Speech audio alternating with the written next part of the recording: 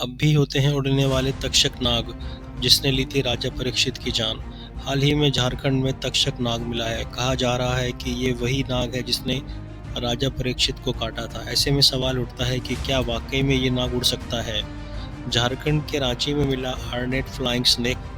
ये नाग अपनी खूबसूरती के लिए जाना जाता है। महाभारत और भागवत गीता में भी इस नाग का जिक्र मिलता है। कहा जाता है ये वही नाग है जिसने राजा परीक्षित को काटा था और फिर उनकी मौत हो गई थी। तक्षक नाग का नाम सुनते ही सबसे पहले मन में राजा परीक्षित की कहानी आती है, लेकिन क्या आज उड़ने वाले नाग तक्षक नाग होते हैं? तो चलिए जानते हैं आखिर क्या थे राजा परीक्षित और तक्षक नाग की कहानी, और क्या सच में इनमें उड़ने की क्षमता है।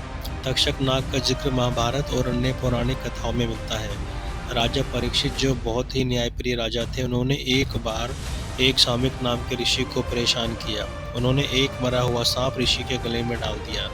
ऋषि के पुत्र श्रृंगी भी एक शक्तिशाली तपस्वी थे। उन्होंने इस घटना के बारे में एक मित्र से पता चला, जिसने परीक्षित के कृत्य को देखा था। वह क्रोधित हो गया और उसे लगा कि उसके पिता के सम्मान का हनन हुआ है।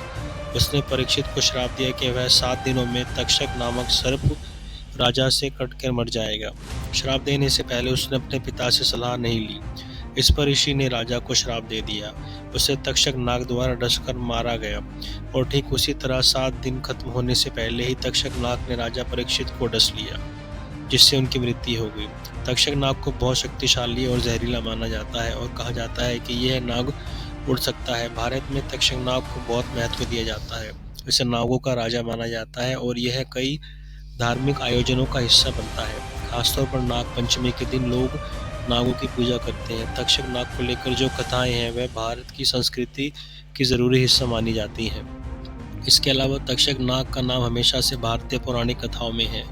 हालांकि तक्षक नाग आज के समय में मुश्किल से ही देखने को मिलता है। कुछ सांपों के उड़ने वाले सांप कहा जाता है। ये सांप उड़ने के बजाय कूदने की क्षमता रखते हैं। ये सांप अपने शरीर को फैलाकर एक जगह से दूसरी जगह कूद सकते हैं।